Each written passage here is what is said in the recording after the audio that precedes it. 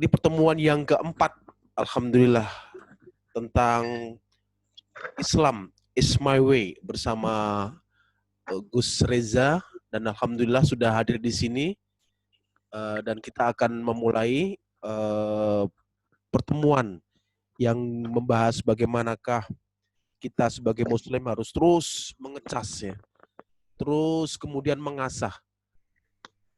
Yuhibbullah a'malukum adwamah walaul qalil. Jadi Allah itu menyukai seseorang itu yang ngaji terus, mengasah terus, adwamah, istiqomah, biarpun itu sedikit demi sedikit setiap Jumat, insya Allah nanti akan menjadikan bangunan, ibarat bikin rumah, sedikit-sedikit pondasi, dan insya Allah akan menjadi meningkat.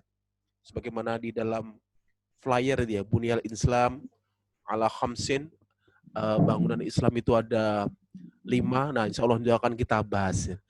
Ahlan, beberapa yang barusan hadir, kita akan segera memulai. Gus Riza sudah memantau dan siap audionya? Alhamdulillah. Jangan lupa direkam. Oh, sudah. Insya Allah sudah. Betul. Ya, bismillahirrahmanirrahim. Assalamualaikum warahmatullahi wabarakatuh. Alhamdulillah. Wassalatu wassalamu ala rasulillah wa ala alihi wa mawalah. Wa la hawla wa la quwwata illa billah. Ashhadu an la ilaha illallah wahdahu la syarika lah. Wa ashhadu anna Muhammadan abduhu wa rasuluhu la nabiyya ba'dah.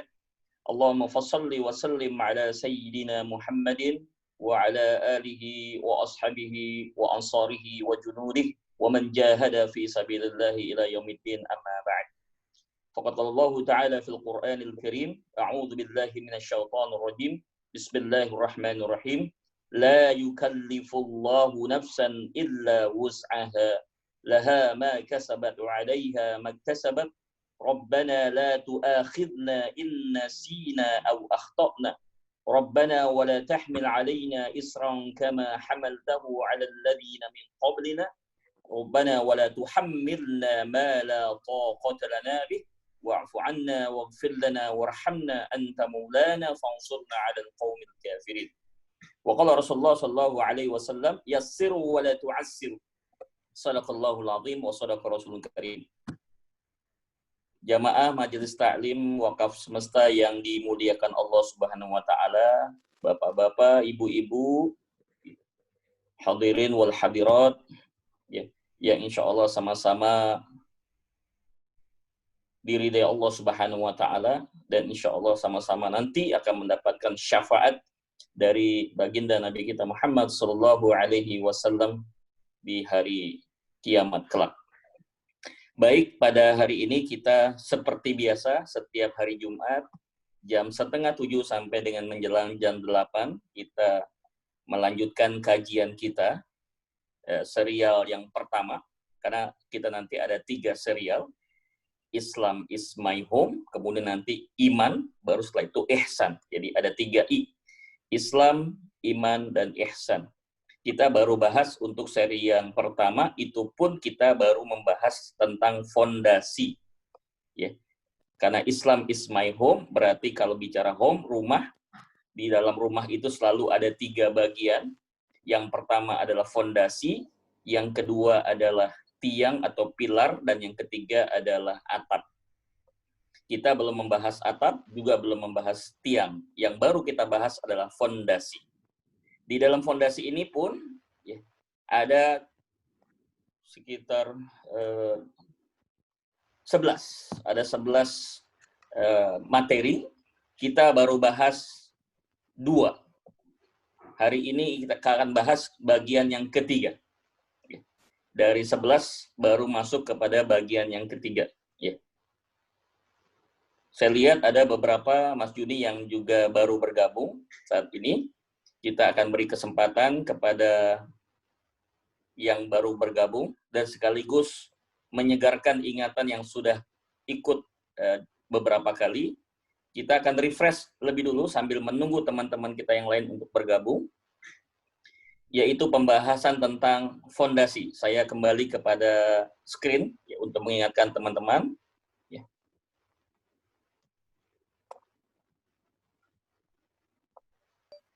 Sudah terlihat, Mas Juni? Sudah ya?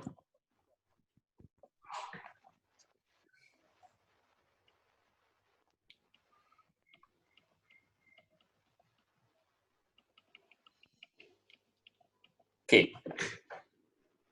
Kalau kemarin ada yang belum sempat meng-capture, silahkan. Kalau mau difoto, nanti bisa disebarluaskan kepada teman-teman yang tidak bisa hadir, sehingga insya Allah mereka akan ikut pada pertemuan yang selanjutnya.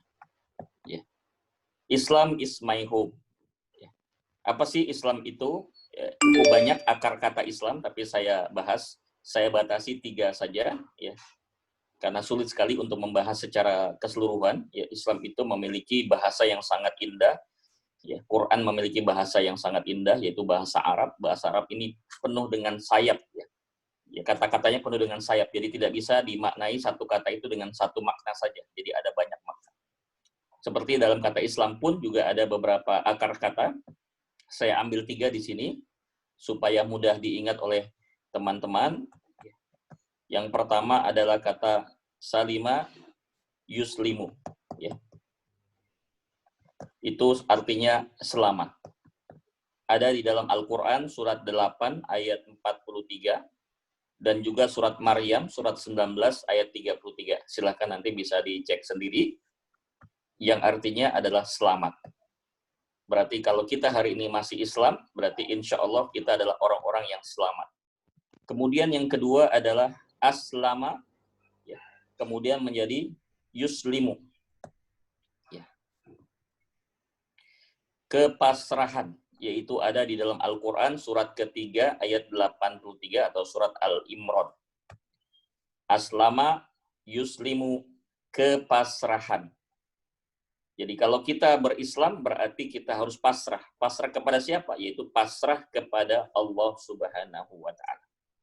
Yang ketiga adalah sallama yusallimu.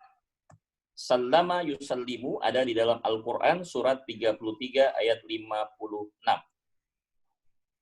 Ini kalimat sering diucapkan oleh khatib Jumat pada khutbah yang kedua. Ya innallaha wa malaikatahu yusalluna 'alan nabi ya ayyuhalladzina amanu sallu 'alaihi wa sallimu taslima. Ada kata wa sallimu taslima artinya sejahtera. Karena kita semua sudah Islam, berada dalam keislaman, berarti kita ini diharapkan berada dalam kondisi keadaan sejahtera. Sejahtera itu lebih dari sekedar kaya ya. Kalau kaya, dia memiliki harta. Tetapi kalau sejahtera, harta yang dimiliki bukan hanya bisa dimanfaatkan bagi dirinya, tetapi juga bisa diberikan atau dimanfaatkan untuk orang lain. Jadi kalau bahasa gampangnya, sejahtera itu adalah orang yang kaya dan mampu merubah si miskin menjadi kaya dengan kekayaan yang dia miliki. Jadi kalau hari ini teman-teman belum merasakan nilai SKS, nilai selamat, kepasrahan, dan sejahtera, mohon maaf, mari kita nilai kembali, mari kita koreksi kembali, mari kita introspeksi kembali, sudahkah kita berislam? Maka ada sebuah buku yang dikarang oleh seorang ulama dari Mesir bernama Muhammad Qutb, ya, Dr. Muhammad Qutb. Beliau memberikan judul di depan bukunya itu, Muslimkah Anda? Tentu saja buku ini bukan ditujukan kepada orang non-Muslim. Ini justru ditujukan kepada orang Islam. Loh, kenapa kepada orang Islam dia mempertanyakan Muslimkah Anda? Karena beliau dalam bukunya menyebutkan betapa banyak orang-orang Islam, tetapi dia Islam hanya secara status, tetapi nilai keadaan, ya, situasi yang dialami oleh dia belum Islam. Dirinya sudah berstatus Islam, tapi nilainya belum Islam. Jadi kita bagaimana berupaya melalui kajian demi kajian ini, ya, kita berusaha untuk selalu menjadi orang yang selamat, menjadi orang yang selalu pasrah, dan menjadi orang yang selalu sejahtera. Saya garis bawahi yang paling bawah, sejahtera. Kalau hari ini kita belum bisa mewujudkan diri kita menjadi orang yang kaya dan mengkayakan orang lain, berarti kita harus kembali lagi menggali dan menggali Islam itu sendiri. Baik. Lantas bagaimana Islam ini dikaitkan dengan bisnis syariah? Yang jelas teman-teman, bukan hanya di Indonesia. 5-10 tahun yang akan datang, bisnis syariah akan menjadi global trend. Dia bukan sekedar menjadi lokal trend, bukan sekedar menjadi national trend, tetapi menjadi global trend. Trend yang akan dipakai oleh manusia-manusia di seluruh dunia. Bukan hanya muslim, bahkan non-muslim pun ya, akan menjadikan bisnis syariah sebagai model di dalam menjalankan usahanya. Alangkah ironisnya kalau kita sendiri sebagai muslim tidak menjadikan Islam itu sebagai ruh dalam bisnis syariah. Berarti kita nanti jangan-jangan harus belajar Islam dari orang yang bukan Islam. Ini sebuah kenaifan, ya, sebuah keadaan yang tidak boleh terjadi di dalam umat Islam. Baik teman-teman, di sebelah kiri adalah spirit Islam, sebelah kanan adalah bisnis syariah. Bagaimana menghubungkan antara spirit Islam dengan bisnis yang syariah. Dari situlah kita bisa mengetahui apakah bisnis syariah itu sudah benar-benar syar'i atau belum. Ataukah hanya sekedar kosmetik atau hanya sekedar simbol saja. Mari kita lihat. Karena spirit Islam tadi kita pahami adalah selamat, maka supaya bisnis syariahnya itu selamat, maka dia harus bisnis yang bernuansa halal. Halal zatnya, halal produknya, halal cara mendapatkannya, dan halal untuk tujuannya. Jadi ada 3 aspek halal yang harus diperhatikan teman-teman. Dimanapun kita berusaha, dimanapun kita berkarir, dimanapun kita berdagang, jangan lupa, 1, zat yang kita perjualbelikan, yang kita promosikan kepada publik, kepada masyarakat, haruslah zat atau produk yang halal, jasa yang halal.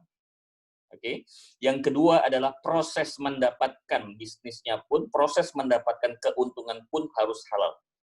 Boleh jadi barangnya halal, tapi cara mendapatkannya dengan berbohong, curang, atau menipu. Berarti dia tidak masuk dalam kategori selamat. Maka bisnis kita tidak akan selamat.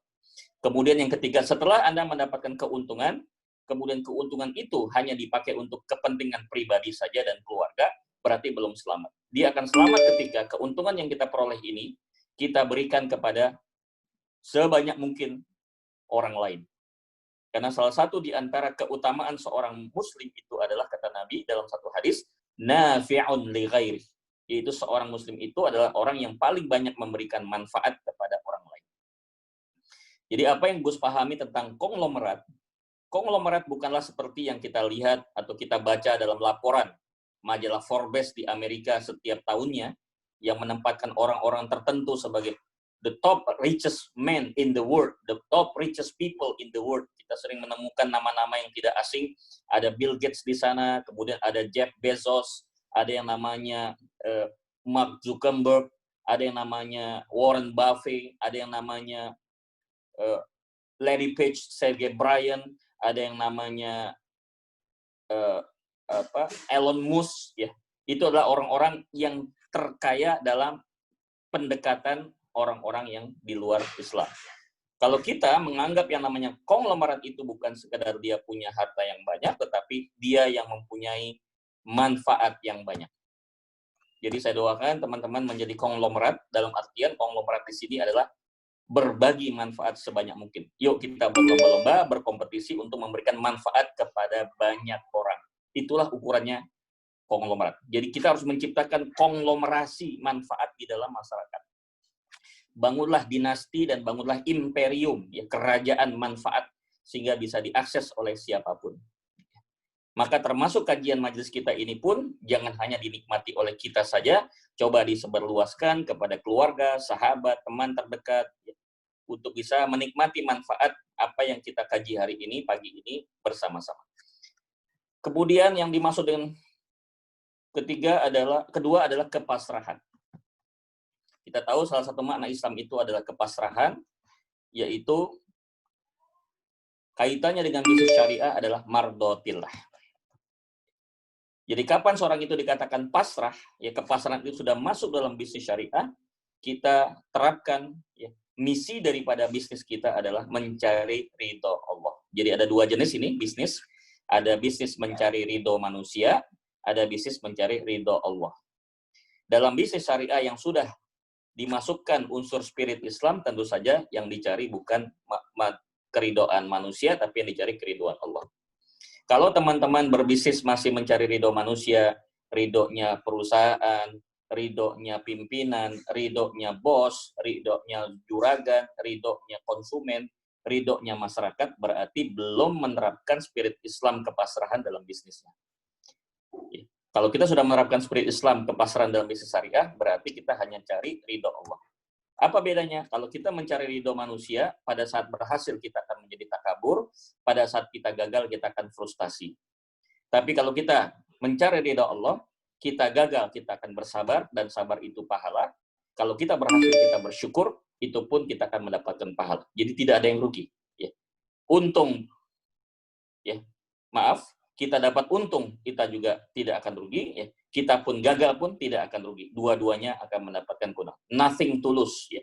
Tidak ada yang tijarotan lan tabur. Ya. Bisnis yang tidak pernah ada ruginya, yaitu bisnis bersama Allah Subhanahu wa Ta'ala. Yang ketiga adalah sejahtera. Tadi sudah saya singgung sedikit. Sejahtera itu adalah nafi'un li ghairi.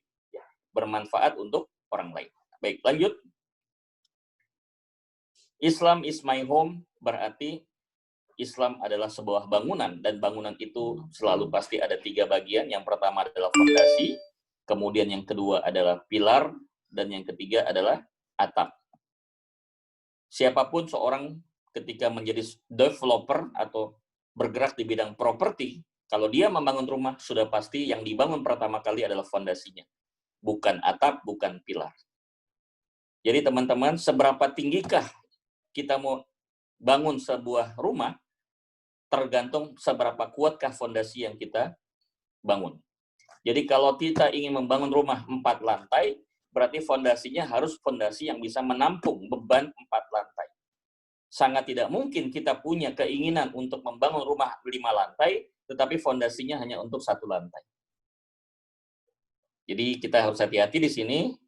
Sebesar apapun, setinggi apapun mimpi dan cita-cita yang mau dibangun oleh teman-teman, baik itu di karir, di bisnis, rumah tangga, masyarakat, maka setinggi itu pula fondasi, sedalam itu pula fondasi yang harus dibangun. Jadi ketika teman-teman punya mimpi dan cita-cita, punya dream yang sangat besar, dream yang sangat tinggi, itu artinya fondasinya harus makin dalam. Semakin tinggi keinginan, maka harus semakin dalam fondasinya. Sehingga semakin kuat. Ya, tidak mudah roboh. Banyak di antara kita yang seringkali punya mimpi yang besar, tetapi lupa membangun fondasi. Mimpinya tinggi sekali, tetapi fondasinya tidak kokoh. Dia tidak membangun kedalaman fondasi. Ya. Makin dalam fondasi yang kita bangun, berarti dia siap untuk menampung cita-cita dan mimpi kita setinggi apapun. Baik, apa fondasi itu? Syahadatain. Jadi fondasi yang dimaksud adalah syahadatain, karena di dalam hadisnya riwayat Bukhari dan Muslim menyebutkan bunyal Islam ala khamsin, bahwa bangunan Islam itu dibangun atas 5. Yang pertama adalah antasyhada alla ilaha illallah wa anna Muhammad Rasulullah. Jelas sekali dalam hadis itu mengatakan bahwa fondasi dalam rumah Islam itu adalah syahadatain. Apa itu syahadatain? Yaitu asyhadu an la ilaha illallah wa asyhadu anna Muhammadar Rasulullah. Itulah fondasi kita. Janganlah kita bicara pilar dulu, kita bicara atap dulu, tapi kita bicara fondasinya harus kokoh. Baik. Syahadatain itu terbagi menjadi 2. Kalimat asyhadu an la ilaha illallah adalah merupakan syahadat uluhiyah, syahadat ketuhanan, di mana maknanya kita tidak boleh mencintai, mentaati, mematuhi, takut ya, kepada siapapun kecuali hanya cinta, takut kepada Allah. Kita boleh cinta kepada yang lain selama dalam bingkai cinta kita kepada Allah. Contoh, seorang istri mencintai suami atau suami mencintai istri karena dia sama-sama cinta kepada Allah. Seorang anak mencintai orang tuanya, seorang orang tua, ayah bunda mencintai anaknya, boleh selama mereka berdua mencintai dalam bingkai cinta kepada Allah. Itu syahadat uluhiyah. Yang kedua, wa asyhadu anna Muhammadar Rasulullah, yaitu syahadat risalah. Kita mengakui bahwa Nabi Muhammad adalah utusan Allah. Dia adalah nabi yang terakhir, khataman nabiyyin. Tidak ada lagi nabi setelah Nabi Muhammad. Teman-teman, jangan teralihkan dengan yang kedua. Kita fokus untuk poin yang pertama saja dulu, yaitu syahadat uluhiyah, yaitu kalimat asyhadu an la ilaha illallah. Ngapain sih kita mengucapkan syahadat? Apa target akhirnya? Apa tujuannya? Dan apa ukurannya seorang itu dikatakan sudah memahami syahadat uluhiyah? Mari kita lihat. Syahadat uluhiyah harus mengantarkan orang yang mengucapkan. Ya, berarti teman-teman saat mengucapkan syahadat, ya, pastikan bahwa kita yang mengucapkan itu benar-benar dalam keadaan atau sudah mencapai hasil al-hurriyah. Apa itu al-hurriyah? Al-hurriyah adalah kemerdekaan. Kemerdekaan tidak sama dengan kebebasan. Saya lebih suka menggunakan istilah kemerdekaan daripada kebebasan. Ya. Jadi al-hurriyah itu adalah kemerdekaan. Yang dimaksud merdeka di sini ada dua jenis. Yang pertama merdeka secara fisik dan yang kedua merdeka secara mental. Jadi orang dikatakan merdeka itu secara sempurna dan utuh ketika fisik dan mentalnya sudah merdeka. Kenapa demikian? Karena ada orang yang sudah merdeka fisiknya tetapi mentalnya belum merdeka, masih terjajah. 17 Agustus 1945 Indonesia sudah merdeka secara fisik. Artinya fisik penjajah sudah meninggalkan kita. Belanda sudah meninggalkan kita. Jepang sudah meninggalkan kita. Tapi tidak jaminan ya, dengan perginya Belanda dan Jepang bahwa negara kita sudah merdeka secara mental. Kalau kita masih menemukan mental-mental yang terjajah hari ini, berarti belum merdeka secara seutuhnya. Begitupun kita dalam berbisnis. Kita tidak boleh terpenjara oleh fisik dan mental kita kepada selain Allah. Kalau kita merdeka itu artinya sepenuhnya kita hanya bergantung kepada Allah Subhanahu wa Ta'ala. Seperti dalam surat Al-Ikhlas ayat kedua, Allahus Samad. Allah itu tempat bergantung segala sesuatu. Kalau kita menggantungkan pada manusia, kita akan kecewa. Kalau kita menggantungkan kepada orang, kita akan menyesal. Tapi pada saat orang menggantungkan dirinya kepada Allah, tidak ada penyesalan dan tidak ada kecewaan sepanjang masa. Karena Allah itu tidak pernah melanggar janjinya. Innallaha la yukhliful mi'ad. Allah itu tidak pernah melanggar janjinya. Maaf kalau pada masa-masa kampanye, ya, kontestasi politik, selalu setiap kandidat-kandidat pemimpin, kandidat-kandidat legislatif, di dalam kampanyenya selalu menjanjikan ini dan itu. Tapi setelah mereka terpilih, ternyata mereka tidak memenuhi janjinya. Ada istilah, waktu belum jadi anggota dewan, waktu belum jadi pimpinan, dia bacanya ayat kursi, tetapi setelah kursinya dapat, ayatnya lupa. Nah ini, ada istilah begitu. Jadi al-hurriyah itu, teman-teman sekalian, perwujudannya ada dua macam. Yang pertama adalah hovering the problem, yang kedua adalah outbox thinking. Ini sudah lebih mendalam, coba lebih fokus. Mungkin ada istilah-istilah yang selama ini jarang didengar. Saya perkenalkan istilah-istilah yang mungkin masih terasa asing. Hovering the problem. Hovering the problem itu adalah selalu berusaha berada di atas masalah. Kita tidak boleh berada di dalam masalah, kita tidak boleh berada di bawah masalah, kita tidak boleh berada di kiri dan kanan masalah, kita tidak boleh berada di depan dan di belakang masalah. Lihatlah posisi kita ada di atas masalah. Selama kita posisinya belum ada di atas masalah, maka kita akan selalu berada dalam masalah. Tidak akan pernah menemukan solusi. Ya. Kita baru bahas hovering the problem ya. Outbox belum. Nah, hovering the problem ini pun dibagi menjadi 6. Nah, ini banyak cabangnya ya. Kita baru bahas 2, hari ini kita bahas yang ketiga. Oke, sebelumnya saya akan kembali ke forum dulu.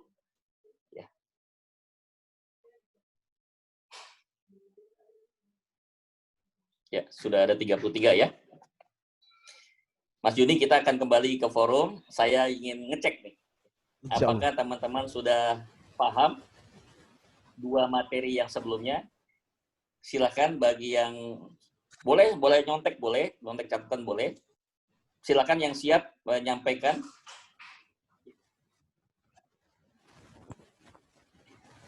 Ya. Ada dua. Mas Yudi bisa bantu. Di dalam Solving the Problem ada 6 huruf.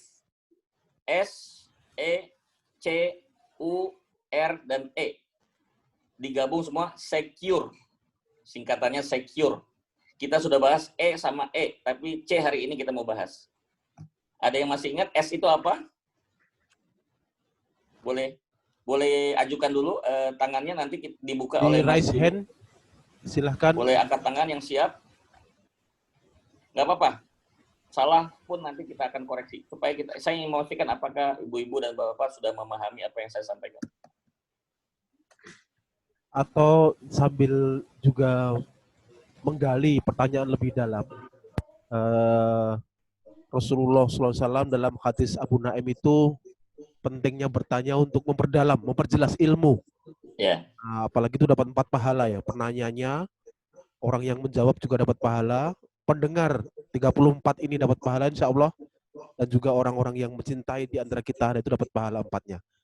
Silahkan raise hand, diberikan waktu untuk menyampaikan, menggali yang kemarin sebelum kita lanjutkan. Iya, kayaknya berat saya melanjutkan nih kalau belum paham yang sebelumnya. Ini makin banyak nih pelajarannya ya. Jadi kita review lagi. Ya. Silakan. Ada nggak yang bisa memberikan? Kayaknya Teh Nenden nih. Silakan Teh Nenden. Nggak apa-apa, salah Teh. Nanti kita akan bantu koreksi. Ya, Teh Nenden boleh di unmute. Nenden. S-nya apa, Teh? Ya, silakan.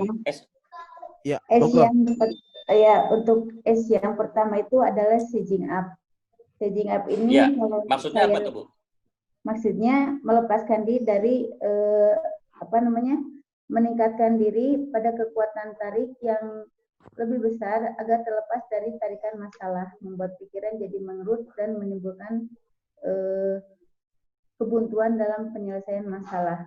Ini yang saya tangkap kemarin itu melalui 100. Kalau pakai bahasa yang mudah menurut bahasanya Teh Nenden. Kalau bahasa saya pahami. Ya, kalau bahasa saya adalah lebih enaknya melepaskan diri dari masalah melalui sedekah, melalui wakaf. Kalau menurut lebih simpel gitu kalau menurut itu. Cara menjawab gampangnya begini aja, Teh Nenden dan juga teman-teman semua. Ya. Jangan lengket dengan masalah, tapi lekat dengan Allah. Saya ulang sekali lagi. Jangan lengket dengan masalah, tapi lekat dengan Allah. Contoh, Teh Nenden ada yang meninggal, salah satu anggota keluarga. Mohon maaf, ya punten. Misalnya suami atau anak-anak. Ya. Kalau kita terlalu lengket, itu kan jadi masalah. Ingat, Rasulullah menyampaikan pada kita, dibolehkan kita berduka cita berapa hari, Teh? 3 hari. 3 hari. Berarti hari keempat ngapain, Teh? Harus normal kembali. Tidak boleh ya berlarut-larut dengan kesedihan. Ya, orang yang berlarut dengan kesedihan itu yang disebut lengket. Dia sudah terlalu lengket dengan masalah, lengket dengan dunia. Susah nanti ngelepasinnya, jadi terjajah, jadi nggak merdeka akhirnya. Ya. Kita boleh berkarir, tapi karir itu jangan bikin lengket kita. Akhirnya apa? Kita jadi susah untuk dekat dengan Allah. Ya, nggak boleh. Oke ya. Jadi itu intinya. Ya. Penjelasan yang lain hanya untuk menambahkan saja. Oke. Terima kasih Teh Nenden, luar biasa. 100 ya. Gak apa-apa nyontek ya. Jadi berarti udah paham. Yang kedua, E-nya apa? E. Kita sudah bahas kemarin. Elimination. Ya, maksudnya apa tuh, Teh? Maksudnya adalah memisahkan emosi dengan masalah yang ada pada diri kita. Ya, bahasa gampangnya gimana, Teh? Bahasa gampangnya kalau kata saya, ya begitulah. Lepaskan semua masalah, jadilah diri sendiri yang bisa memandang masalah itu lebih kecil dari yang kita rasakan. Oke, bahasa gampangnya, jangan memasukkan emosi di dalam masalah. Ya. Jadi ini masalah, ini emosi, mesti dipisah. Kalau emosi sudah masuk di masalah, ini akan jadi masalah besar. Jadi mesti dipisah. Ya. Jadi kayak ada batas. Ya. Kita boleh kecewa, tapi jangan kecewa itu ya masuk di dalam masalah itu, kita mesti pisahin. Jadi jangan bawa, istilah kalau anak muda sekarang baper ya. Jangan bawa perasaan, jangan baper. Itu kalimat yang sangat pas banget untuk menjelaskan tentang eliminasi. Eliminasi itu kita mengeliminasi, mengurangi keterlibatan emosi di dalam setiap persoalan yang kita hadapi. Ya. Oke ya, jadi cukup jelas. Insya Allah mudah-mudahan yang baru bergabung pun juga bisa memahami. Saya kembali ke slide. Kita akan masuk hari ini yang ketiga ya, yaitu huruf C.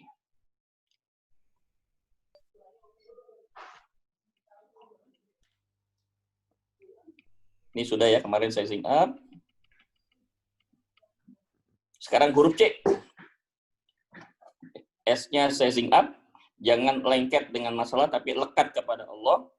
E, jangan baper, jangan melibatkan emosi terlalu dalam terhadap masalah. C apa? C itu adalah content-minded. Jadi gini, bahasa gampangnya begini.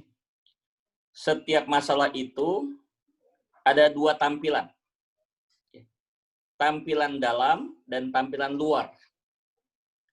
Tampilan luar disebut konteks atau bahasa dagang adalah kemasan. Tampilan dalam adalah isi atau konten. Jadi ada dua. Ada konteks, kemasan, ada konten, yaitu isi. Ada packaging. Kita kan kalau beli barang ya, misalnya kita beli handphone, pasti ada bagian dalamnya adalah sistem operasinya, ya, ada chipnya, ya. Bagian luarnya adalah ada headset, jadi ada itunya ada casingnya ya. Jadi teman-teman, ketika kita dihadapkan satu masalah, dihadapkan pada satu kesulitan, kerumitan, kebuntuan, jangan terjebak oleh kemasannya. Jangan terjebak oleh kemasannya. Tapi kita fokus pada isinya. Ya. Ini yang harus diperhatikan oleh kita. Dan ini pun juga bisa dipakai dalam kehidupan berbisnis. Ya. Jadi kalau kita sudah berbisnis secara syariah, ya, yang harus dikedepankan kepada nasabah, yang dikedepankan kepada customer, yang dikedepankan pada konsumen, kepada masyarakat, itu bukan kemasannya, tapi isinya. Tapi apakah berarti kita nggak usah pakai kemasan? Nggak begitu juga. Isi yang bagus mestinya juga didukung oleh kemasan yang bagus. Tapi hati-hati, ada barang yang isinya sebenarnya jelek, tapi kemasannya indah. Sehingga orang terjebak, terpesona untuk membeli produk itu, setelah dibeli dan dibuka isinya, dia kecewa. Ini namanya sudah menipu. Dan menipu itu tidak sejalan dengan konsep spirit Islam. Kita masih ingat, spirit Islam adalah selamat, wujudnya adalah halal. Ketika ada penipuan di sana, ada goror di sana, ya, ada maisir di sana, spekulasi, tipu menipu, dan kecurangan, maka disitulah hilang tuh. Ya, syariahnya hilang, halalnya jadi hilang. Jelas ya teman-teman?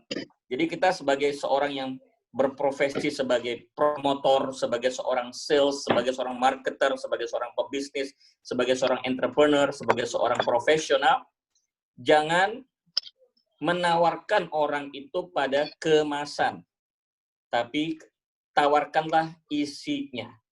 Bahwa isi yang bagus dibalut dengan kemasan yang bagus itu lebih sempurna. Jelas? Nah, bagaimana seandainya kalau kita sebagai konsumen? Sebagai konsumen atau sebagai pembeli, sebagai anggota masyarakat, ketika ada yang menawari kita sesuatu, produk atau mempromosikan sesuatu atau barang atau jasa, jangan terpesona pada kemasan. Jangan terjebak oleh kemasan. Fokus pada isinya. Karena tidak selalu kemasan yang indah, isinya pasti indah.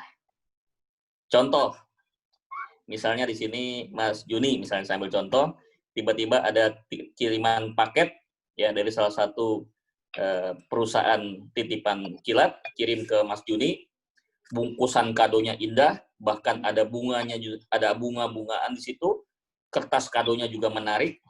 Ya. Karena Mas Juni ini terjebak oleh kemasan, hatinya sudah berbunga-bunga, ya, sudah sangat bahagia sekali, nggak sabar untuk buka isinya. Begitu dibuka isinya, mohon maaf Mas Juni, bangkai. Bisa ya terjadi ya. Hati-hati, jangan terjebak oleh kemasan, tapi lihatlah isinya. Mari kita lihat penjelasannya. Perhatikan isi, bukan kemasan. Saya cukup tertarik dengan sebuah iklan salah satu produk ya di salah satu tayangan di media. Buat apa bungkusnya? Ya, yang penting isinya. Buang bungkusnya, ambil isinya. Ah, itu sebenarnya sedang mengingatkan tentang perhatikan isi, bukan kemasan. Karena yang dicari orang itu bukan kemasan kan? Bapak, Ibu, teman-teman kalau membeli suatu barang, ya, contohnya kalau makanan itu kan ada kemasannya ya. Itu yang dimakan kemasannya apa isinya? Mas Juni? Isinya. Beli bakso yang dimakan kan baksonya, bukan piring wadah baksonya. Ya. Wah, piringnya bagus, tapi belum tentu baksonya enak gitu kan. Nah, itu jadi kita perhatikan isi buat kemasan. Nah, penjelasannya adalah besar kecilnya masalah yang dihadapi, ya, besar kecilnya masalah yang dihadapi oleh kita sering dipengaruhi oleh kemasan masalah. Namun isi masalah sesungguhnya tidaklah sebesar yang dibayangkan. Nah ini. Jadi begitu kita lihat isi, oh ternyata nggak sebesar itu toh. Tapi karena kita kebanyakan selama ini hanya terjebak oleh kemasan, jadi kesannya, waduh berat juga ini masalah gitu kan, besar sekali ini masalah gitu. Padahal enggak. Jadi teman-teman kalau kita sudah memahami tentang syahadat, kita menjadi orang-orang yang merdeka, ya, penerapannya adalah, yuk kita menjadi orang-orang yang selalu berorientasi content minded. Apa-apa yang dilihat konten. Kontennya gimana? Kalau kontennya bagus, oke. Kemasan bisa disesuaikan lah. Sama buat ibu-ibu yang nanti punya anak gadis yang mau melanjutkan ke mahligai pernikahan, ya, mau membangun suatu rumah tangga yang sakinah mawaddah warahmah. Rumah tangga sakinah mawaddah warahmah bukan berarti mencarikan untuk anak kita, putri kita, suami yang kemasannya indah, tapi isinya nggak indah. Ya, syukur-syukur sudah isinya indah, kemasannya indah, itu lebih bagus. Jadi jangan terjebak isi, itu sebabnya disebutkan dalam satu hadis, ya. Dinikahi wanita itu atas 4 hal. Yang pertama, karena wajahnya yang cantik, ya. Kemudian yang kedua, karena hartanya yang banyak. Yang ketiga, karena keturunan yang terhormat. 3 yang pertama saya sebutkan ini yang disebutkan oleh Rasulullah SAW dalam hadis, ini adalah isi apa kemasan? Mas Juni? Cantik, kaya, terhormat, itu isi atau kemasan, Mas Juni? Casing kemasan. Kemasan ya? Yeah. Tapi Rasulullah menyebutkan yang keempat. Dinikahi wanita ada 4 hal. Berarti 3. Yang keempat adalah agamanya. Nah, agama itu isi atau kemasan? Isi. Isinya. Jadi lihatlah isinya. Jadi ketika ibu ingin menikah putrinya mencari suami, carilah suami yang soleh, yang isinya bagus. Ya alhamdulillah, sudah isinya bagus, memenuhi 3 kriteria. Istilahnya sempurna ya, 3T. Sering saya sebutkan dalam berbagai kesempatan. 3T, Bu, ingat tuh rumusnya ya, Bu. Kalau kita punya anak perempuan, 3T. Carilah suami yang T. Yang pertama, T pertama adalah tampan. Berarti kemasan ya. Yang kedua adalah tajir. Yang ketiga, ya jangan lupa yang ketiga, takwa. Nah ini, takwa ini penting. Takwanya dulu isi. Takwa itu adalah isinya. Syukur-syukur udah takwa, ya mana soleh, mana ganteng, mana kaya. Wah itu alhamdulillah. Sempurna. Cuma kadang-kadang kita harus juga bercermin diri, ya apakah putri kita juga, kalau istilah dalam Nabi itu sekufu, harus sepantar, seimbang ya. Begitupun buat Bapak Ibu yang punya anak laki-laki, carikanlah untuk putra Anda istri yang solihah, yang isinya jangan terjebak oleh kemasan. Ingat saja rumusnya 3C. C yang pertama cantik, itu kemasan. C yang kedua cerdas. Apalah artinya punya mantu ya, cantik tapi oon. Nah, istilahnya. Ya, diajak ngomong apa aja nggak nyambung ya. Tapi itu tetap adalah kemasan. Yang ketiga jangan lupa. C yang ketiga apa Mas Juni? Cantik sudah, cerdas sudah. C yang ketiga apa Mas Juni? yang solehah, yang C yang ketiga. Cantik sudah, cerdas sudah, C yang ketiga. Nah, jangan bingung Mas Juni. konten. Yang ketiga, Coleha. Solih. Jadi, ya maaf ya, plesetan ya. Cantik, cerdas, coleha. Jadi kalau bisa Cocok, solih. Bapak Ibu mau carikan putranya istri ya cari yang 3C ya, cantik, cerdas, coleha. Baik, kembali lagi. Jangan terjebak oleh kemasan, tapi lihat isi. Saya ingin mengajak teman-teman untuk melihat surat 18 ya, ayat 60. Ya. Coba kita buka.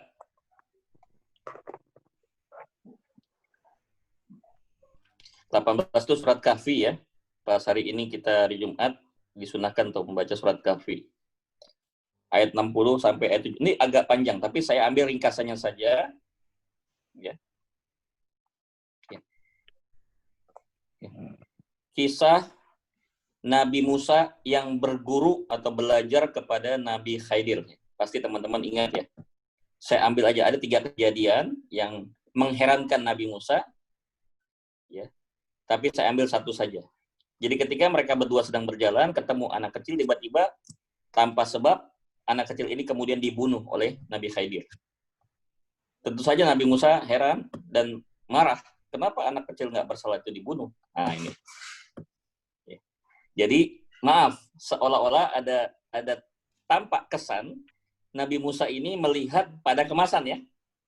Loh kok anak kecil dibunuh gimana sih? Padahal Nabi Khidir membunuh itu pun atas ya isyarat yang diberikan Allah Subhanahu wa taala. Ya. Jadi sudah dibuka rahasia hikmah di balik kejadian itu kepada Nabi Khidir yang tidak diketahui Nabi Musa. Ya. Ternyata anak ini setelah dewasa, kalau dibiarkan tetap hidup, dewasa ini menyulitkan kedua orang tuanya, bahkan dia ya mengganggu keyakinan orang tuanya untuk meninggalkan Allah Subhanahu wa taala.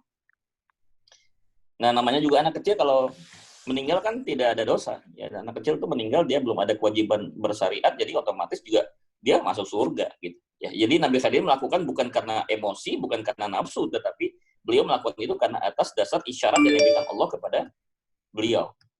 Yang tidak diketahui ada Nabi Musa. Jadi dalam hal ini, Nabi Khidir mencoba menampilkan isi, konten, sedangkan Nabi Musa melihat kejadian itu hanya dari kemasan. Nah, begitupun kita juga demikian dalam kehidupan sehari-hari.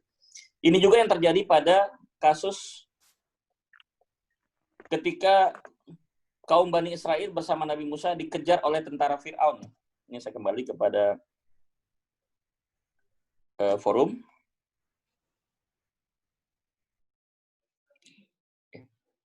Masih ingat ya, kejadian Nabi Musa dan Bani Israel dikejar oleh Fir'aun, itu posisinya dilematis. Buasi malakama loh.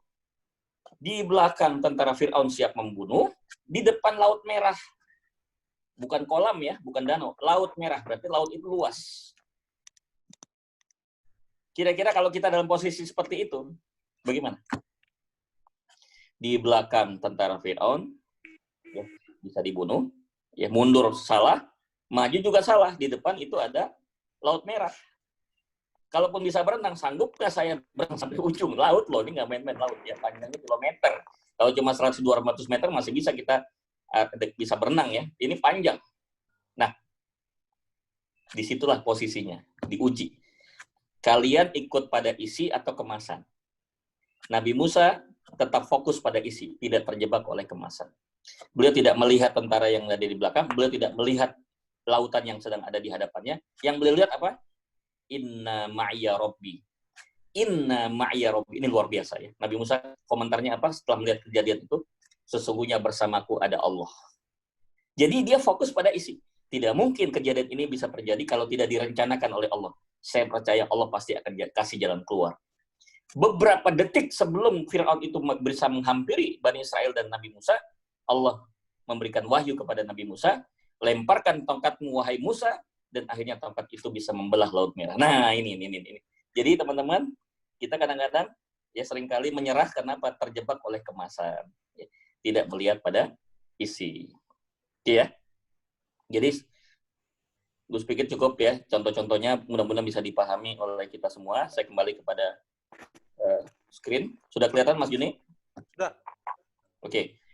Disiapkan pertanyaan-pertanyaan yang sehubungan dengan penjelasan ini. Ya mungkin ada kasus-kasus, ada pengalaman, silakan di-sharing ya. Tidak hanya pertanyaan, mungkin berbagi juga boleh, berbagi pengalaman silakan juga untuk memperkaya pertemuan kita pada hari ini. Lanjut.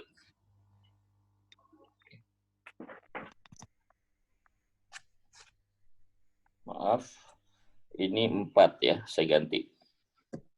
4 kaidah. Oke. Ada 4 kaidah dalam content minded. Jangan terjebak oleh isi, jangan terjebak oleh kemasan, maaf, tapi fokus pada isi. 1, yang harus diperhatikan kalau kita ingin ya, memfokuskan pada isi, ya, tidak terjebak pada kemasan. Nomor 1, lupakan traumatic syndrome. Maaf, saya kasih contoh. Ini ada kasus begini. Ada seorang istri, ya, dia menikah. Ya, seorang perempuan dia menikah. Baru jalan 3 bulan dia menikah, mereka bercerai. Kenapa? Terindikasi suaminya melakukan perselingkuhan.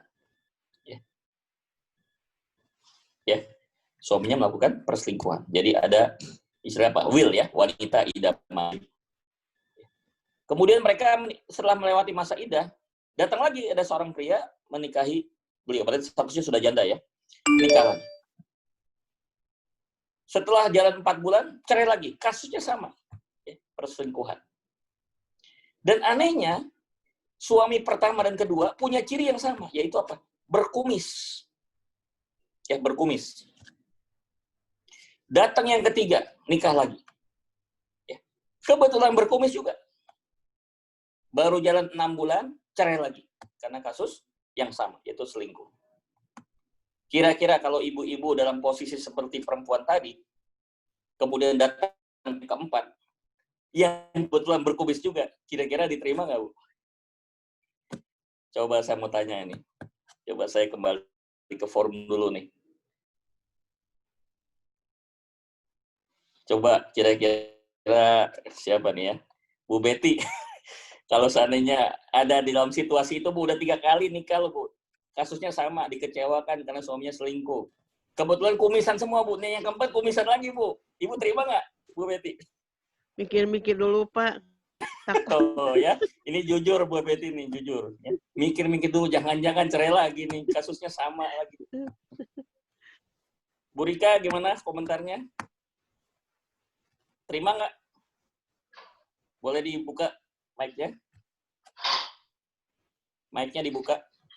Bagus. Terima nggak tuh udah 3 kali kejadian kasusnya cerai karena selingkuh, terus ada lagi yang keempat. Terima nggak? Enggak. Kalau masuk kriteria 3T gimana tuh? Hah? Kalau masuk ke Wah, kayaknya kriteria 3T gimana tuh? Bu Nenden nawar. Gini Bu, ini saya maksudnya menjelaskan yang tadi ya. Jangan terjebak oleh traumatik. Wah, ini ada Kak Makri ya dari Pekanbaru ya. Saudaranya Mas Juni nih, kayaknya mirip sekali Mas Juni ini dengan Kak Makri ini. Ya. Kayaknya perlu dipersaudarakan ini antara Jogja dengan Pekanbaru. Jadi gini, Tenenden, Bu Betty dan Bu Rika dan juga ibu-ibu yang lain, ini yang saya sebut traumatic syndrome. 3 kali cerai, kasusnya sama, perselingkuhan. Kebetulan kumisan. Yang keempat, kumisan juga yang lamar. Nah, hati-hati. Jangan disimpulkan. Ya. Jangan terjebak oleh kemasan. Hati-hati, Bu Betty. Jangan-jangan yang keempat yang soleh. Justru yang keempat yang soleh. Kalau dia tolak, wah sudah. Ya. Barang siapa perempuan menolak laki-laki yang soleh untuk menikah, maka dunia dan seisinya runtuh. Istilahnya begitu. Jadi maaf, 3 kali kejadian sebelumnya jangan dianggap sebagai satu patokan. Kenapa? Apakah Bu Betty, Tenenen sudah mensurvei sekian juta manusia, laki-laki yang berkumis itu semuanya pada selingkuh? Kan belum tentu. Kenapa mengambil kesimpulan begitu? Baru 3 dibanding 1 miliar laki-laki kan nggak sebanding.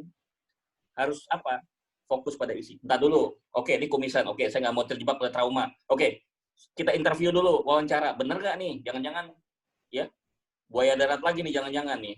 Diwawancara, oh ternyata soleh. Oke, saya terima kalau soleh. Gitu. Jangan terjebak oleh kumisannya, Bu. Tenenden. Kumis itu kan kemasan. Ya. Siapa tahu di balik kumis itu terdapat kesolehan, kita nggak pernah tahu. Maaf, yang jenggotnya panjang belum tentu ada kesolehan. Tapi ciri orang soleh itu dia ngikuti sunnah Nabi, jenggot. Tapi tidak semua yang berjenggot. Ya, Abu Jahal juga berjenggot. Orang Arab tuh biasa tradisinya berjenggot. Abu Jahal, Abu Lahab, ya, Abu Sofyan itu berjenggot juga. Ya. Oh, bergamis, pakai sorban, belum tentu. Ya. Orang Arab juga banyak yang pakai sorban. Ya. Ya. Tapi ya jahiliyah juga gitu loh. Jadi tidak jadi ukuran. Jangan terjebak oleh kemasan, tapi juga jangan berarti kemasan bukan berarti nggak penting. Ya. Udah yang penting solihan, nggak apa-apa. Istrinya nggak berjilbab, yang penting baik. Nanti dulu. Kalau dia jilbab, dia baik, mestinya dia berjilbab. Ya. Jadi jangan bicara yang minimalis ya. Cari yang bagus. Mendingan baik, tapi berjilbab. Ya nggak? Mendingan baik, tapi mendingan solihah, tapi berjilbab. Ya. Mendingan soleh, tapi dia ya, apa? Tapi dia misalnya berjenggot gitu. Itu sebagai pelengkap tambahan. Ya. Bisa ada dua-duanya, alhamdulillah. Tapi jangan disimpulkan. Ya. Kita nggak boleh terjebak oleh kemasan. Oke, paham ya? Jadi saya balik lagi kepada slide.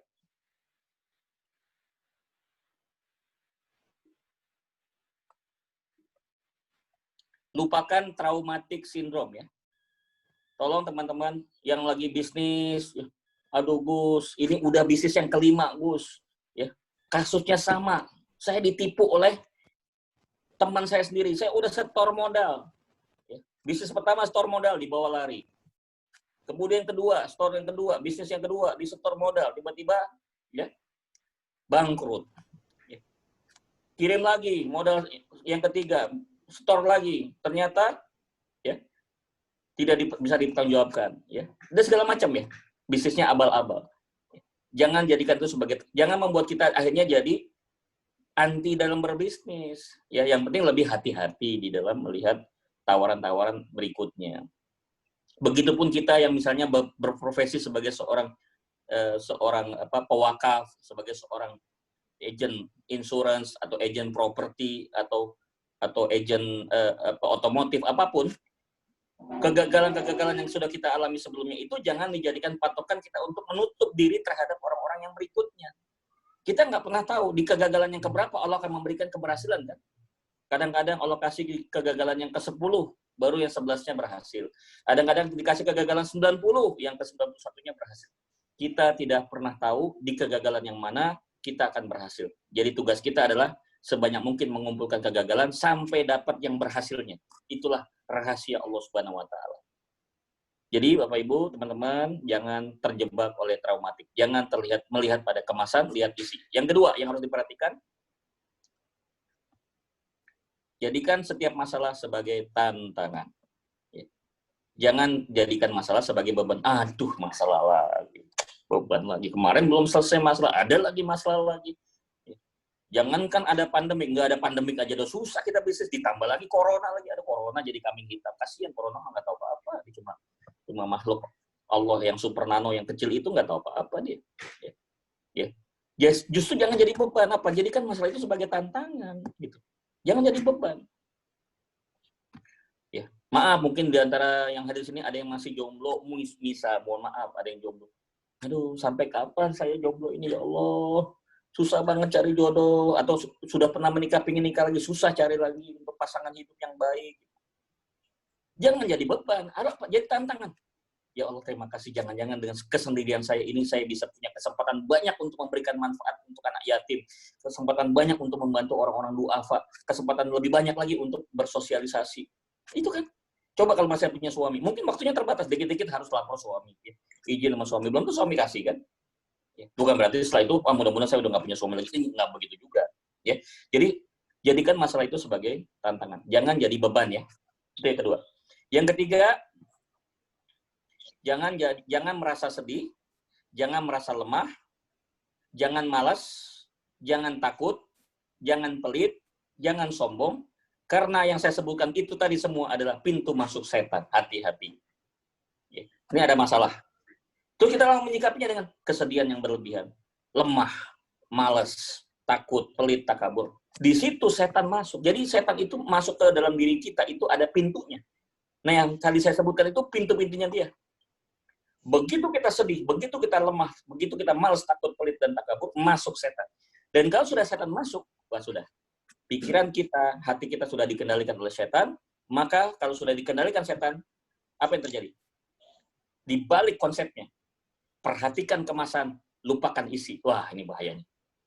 Jadi kalau cara berpikir setan gitu, lihat kemasannya. Isi nomor 2. Nomor 1 adalah kemasan, nomor 2 isi.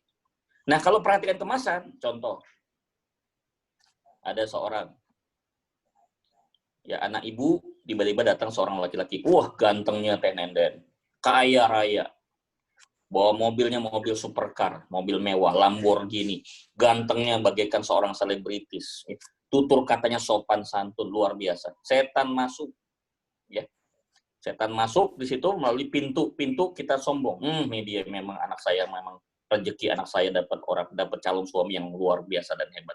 Langsung diterima tuh lamaran tanpa diperiksa dulu. Setelah mereka menikah, apa yang terjadi? Muncullah KDRT, kekerasan dalam rumah tangga. Akhirnya istri jadi korban.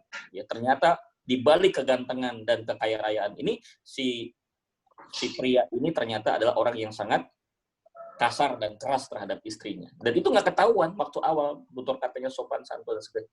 Nah itu, karena apa? Akibat apa? Setan masuk merubah. Udahlah, nggak penting isinya, yang penting apa? Luarnya kan bagus, ya ganteng, kaya, udah terima aja. Hati-hati. Ya, baik, begitupun juga kita kalau menghadapi satu kendala-kendala dalam usaha, kendala dalam karir, ya, janganlah membuat kita. Jadi begitu kita sedih yang berlebihan, lemah, berlebihan, malas berlebihan, masuk setan di situ. Oke ya. Gus, maaf Gus. Ya. Boleh memotong sebentar. Oh, boleh, mangga. Maaf videonya nggak dimunculin ya. Iya, nggak apa-apa. Ya, enggak Gus, saya pernah dengar beberapa kali bahkan ya, katanya betul kita jangan pernah berkata pakai jangan. Seperti di 4 kaidah ini kan di poin 3, Gus tadi bilang jangan merasa sedih, jangan lemah, jangan malas, jangan takut, dan sebagainya. Oke, mungkin bagus. Ya, Nah. betul ya Gus ya. Dengan siapa nih, Bu? Ibu Nunung Indrawati, Amira. Bu Nunung, oke. Saya maaf nggak kelihatan, soalnya ini lagi di slide. Oke, Bu Nunung begini. Ya. Ya, saya tidak salahkan. Pendapat itu benar, tapi belum lengkap. Okay. Ya. Sebaiknya menghindarkan pada kata jangan. Betul. Tapi kalau setelah mengatakan jangan merasa lemah, titik. Nah, itu betul, saya setuju. Tapi yang saya maksud, Gus masuk di sini, jangan berhenti sampai di situ, Bu Nunung. Oke. Jangan merasa lemah, karena kita punya Allah yang maha kuat. Nah, berubah. Oh, iya. Ditambahin, Bu. Jangan koma. Jangan titik. Kalau titik, setan masuk. Iya. Pikiran pun akan mencerna itu. Ya, jangan merasa gagal. Nggak dilanjutkan lagi. Akhirnya apa? Gagal benar. Ya. Harusnya, janganlah kamu merasa gagal. Karena apa? Keberhasilan ditentukan oleh Allah. Kan gitu. Jadi dikaitkan dengan Allah, Bu Nunung. Betul. Itu satu. Yang kedua, yang disebutkan dalam hadis, Bu Nunung, bukan kata jangan. Itu tadi adalah bahasa psikologi. Tapi dalam bahasa hadis, ya, itu adalah bukan kata jangan. Tapi apa? Lau. Dalam bahasa Arab, lau. Lau itu adalah kalau sekiranya. Nah, ini Bu Nunung, hati-hati menggunakan kata-kata kalau sekiranya. Contoh. Coba ya, kalau sekiranya saya tidak telat, tadi datang ke rumah konsumen, ke tempat nasabah, yang kata Bu Nunung nih ceritanya. Iya. Kalau terlambat, wah, dia mah pasti closing sama saya. Aduh, terlambat. Hati-hati, itu setan. Ya. Kalau sekiranya saya nggak terlambat, pastilah closing. Nah, itu kan sombong. Iya. Harusnya jangan gunakan kata kalau, ya. Gitu loh. Atau misalnya gini, Bu Nunung punya tim, ya. Kemudian timnya ini dididik, dibina digembleng oleh Bu Nunung, dan akhirnya sukses. Orang-orang pada memuji Bu Nunung. Wah, Bu Nunung hebat ya. Timnya sukses ya, sudah dibina dan dikader sukses. Ya, terus Bu Nunung bilang begini, kalau sekiranya leadernya bukan saya mah nggak akan sukses. Nah, setan masuk lagi di sini. Itu ujub ya. Ya, jadi kayak ujub. Nah, kalau sekiranya bukan nama saya mah nggak mungkin dia bisa seperti itu. Setan masuk. Apa setan masuk di mana? Di situ dia akan menggoda. Iya. Bu Nunung mah hebat. Bu Nunung mah hebring. Luar biasa. Nggak ada orang sehebat Bu Nunung. Terus Bu Nunung iya kan? Udah kena gitu. Udah kena setan. Karena jebakan setan udah. Hapus amal kebaikan. Kenapa? Nggak ikhlas. Langsung pada waktu itu langsung dibalas. Gimana cara balasnya Bu Nunung?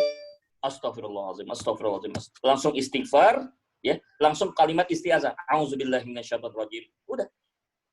Itu masuk ke Ucapkan syirik kalimat. nggak? Masuk ke syirik nggak Gus gitu teh? Syirik kecil, tapi Syirik tidak kecil, ya. menggugurkan syahadat kita.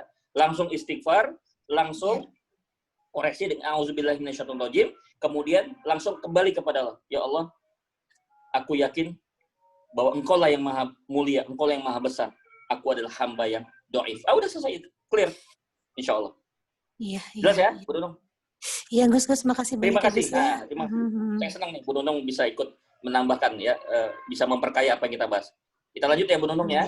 Iya, mangga Gus, makasih. Yang keempat adalah jangan terjebak pada kemasan, fokus pada isi. Kenapa? Alasan yang keempat. Selalu ingat bahwa tidak ada yang mustahil di tangan Allah. Sebesar apapun masalah, jangan takut. Bersama Allah, yang masalah tadi akan selesai. Yang bikin kita sering pusing itu adalah mikirin masalah diri kita sendiri. Yang kita mikirin sendiri seolah-olah tuh masalah harus kita yang menyelesaikan. Tidak. Setiap masalah yang datang kepada kita tidak harus diselesaikan oleh kita sendiri. Kita berbagi dengan orang lain yang kita percaya, orang terdekat dengan kita, pasangan hidup kita, sahabat kita. Lebih hebat lagi, kita mengadukan semuanya itu kepada Allah. Kenapa? Kalau kita banyak yang mustahilnya, tapi bagi Allah mah nggak ada yang mustahil. Fa'alun lima yurid, kata Allah dalam Al-Quran. Allah itu bebas berbuat apapun, cukup dengan kun fayakun, maka semua yang disebut mustahil tadi jadi kenyataan. Jadi Bapak-Bapak, Ibu-Ibu, anggota Majelis Taklim Wakaf Semesta, hadirin hadirat sekalian, Bapak Ibu-Ibu, kalau kita bersama Allah, maka mestinya orang yang sudah paham tentang syahadat itu orangnya pasti optimis, nggak pernah pesimis. Kenapa?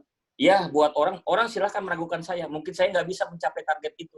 Tapi ingat, bersama saya ada Allah. Mungkin yang buat orang tidak mungkin, jadi mungkin. Kenapa? Karena saya gantungkan semua Allah. Saya akan berusaha keras, selebihnya saya serahkan kepada Allah. Udah clear. Gitu. Jadi itu 4 kaidah. Terakhir, sebelum saya tutup dengan tanya jawab, kuncinya. Sekarang kuncinya adalah jangan habiskan waktu untuk memperdebatkan masalah, tapi fokuslah pada solusi. Mah kadang-kadang ya saya pikir kadang-kadang tuh rapat tuh capek ngabisin waktu untuk bicara masalah semua. Semua bisa memperdebatkan, mendiskusikan masalah. Tapi selesai meeting nggak ada hasilnya gitu. Nggak ada solusi.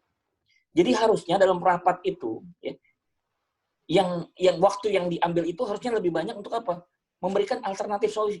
Gimana teman-teman? Solusinya apa? Yang satu bilang A, yang satu bilang B. Nah, kita cari solusi yang terbaik. Itulah inti daripada pertemuan. Tapi kalau pertemuan hanya memperdebatkan masalah ini, masalah itu, masalah kantor, masalah administrasi, masalah teman, masalah tim, masalah pemimpin, wah, masalah manajemen, masalah administratif, wah, segala macam jadi masalah. Akhirnya nggak selesai. Yang ada malah yang tadinya cuma 1 masalah jadi tambah jadi 10 masalah. Jadi sekali lagi, jangan terjebak oleh kemasan, fokus pada isi. Ya, baik. Jadi saya kembali ke Mas Juni, mungkin kita buka pertanyaan jawab. Ini kesempatan terakhir sebelum kita akhiri pertemuan kita. Silakan. Diutamakan yang dari jauh nih. Oke. Dari Riau. Ya, silakan. Yang baru, Pak Makri, ada mau ditanyakan atau ada mau ditambahkan? Silakan. Ya, Gus. Mau nanya, Gus. Silakan. Ya, bismillahirrahmanirrahim. Assalamualaikum warahmatullahi wabarakatuh. Waalaikumsalam. Luar biasa, pagi ini hari Jumat yang penuh berkah, bisa mendengar tausiah dari seorang yang luar biasa juga, memberikan ilmu yang sangat dahsyat. Saya sangat mengidolakan Gus dalam materi, dan alhamdulillah hari ini bisa ikut bergabung dengan Gus. Gus, bagaimana caranya melatih diri untuk melihat sesuatu itu dari dalam itu? Biasanya kita kan manusia ini melihat secara zohir, yang kelihatan di kasat mata. Tapi kan itu belum tentu jadi barometer terbaik untuk kita dan lingkungan kita. Bagaimana cara melatihnya itu? Nah, bagus, pertanyaan bagus. Sebelum jangan di mute ya, saya mau tanya dulu. Siap. Senang durian nggak? Senang, Gus. Senang ya? Senang, satu keluarga senang durian. Pertama kali mau makan durian, ya anggaplah belum pernah, baru pertama kali. Ya. Kalau lihat kemasannya, minat nggak? Kalau lihat kemasan nggak minat. Buah. Ini durinya, aduh, tajam-tajam begini. Durian tuh nggak menarik, Pak, luarnya, Pak. Iya. Betul. Begitu dibuka, Allahu Akbar, nikmatnya luar biasa. Ya. Nah, ini perumpamaan. Siap. Gimana caranya kita tidak terjebak? Ya, kita bisa mengetahui isi, tidak terjebak oleh kemasan. Satu, dibuka kulitnya. Ini bahasanya. Dikuliti. Masalah itu harus dikuliti, Kak Makri. Habis baterai. Ya. Halo? Tahan. Kedengeran?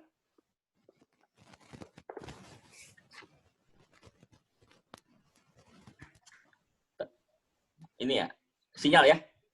Oke, saya teruskan saja. Jadi buat yang lain, kalau kita menghadapi pertanyaan seperti tadi, tugas kita adalah menguliti, Mas Juni, menguliti masalahnya. Gimana cara menguliti masalah?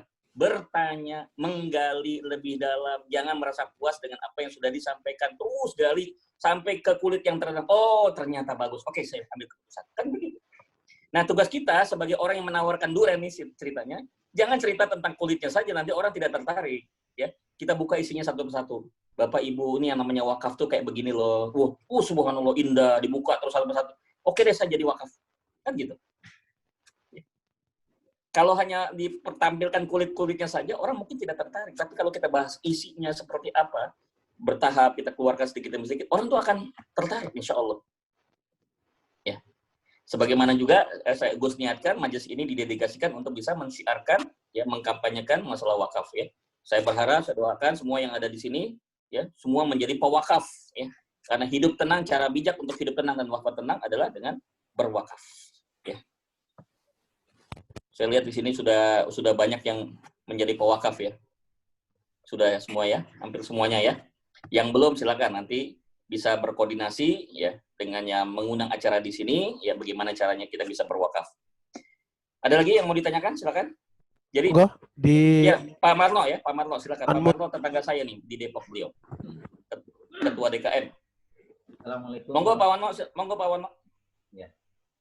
Assalamualaikum warahmatullahi wabarakatuh. Agak keras Pak Marno. Waalaikumsalam. Agak keras dekatnya. Keras nggak? Ya, bagus. Oke. Ya. Gus, mungkin saya bertanya tentang kaitan dengan hati dan pemahaman. Ketika tadi diambil dari surat Al-Kahfi, ketika melihat pelajaran yang diberikan tentang konten dan isi, ada pemahaman yang hanya letterlek gitu loh. Jadi gimana caranya? Kadang misalnya begini, aku cukup dengan Allah saja gitu yang memberikan pelajaran kepadaku gitu. Bahkan ada kejadian, wah ini kayaknya perlu dibunuh nih gitu. Ada bisikan-bisikan itu karena dia berprinsip dengan alasan takut begini, takut begitu gitu. Nah, ini sangat berbahaya ketika tidak disertai tadi pemahaman. Gimana tuh caranya Gus? Ya artinya dengan kondisi ini untuk merubah sesuatu pemahaman itu memang harus tadi dengan fondasi dan sebagainya gitu. Cuman secara mudahnya gimana? Itu aja Gus. Baik, ini pertanyaan yang luar biasa, Ustadz Marlo ya. Yang pertama, mohon dibuka surat 17 ayat 36. Ya, saya buka ya ayatnya. Surat 17 ayat 36. Jadi Al-Isra ya. Al-Isra ayat 36.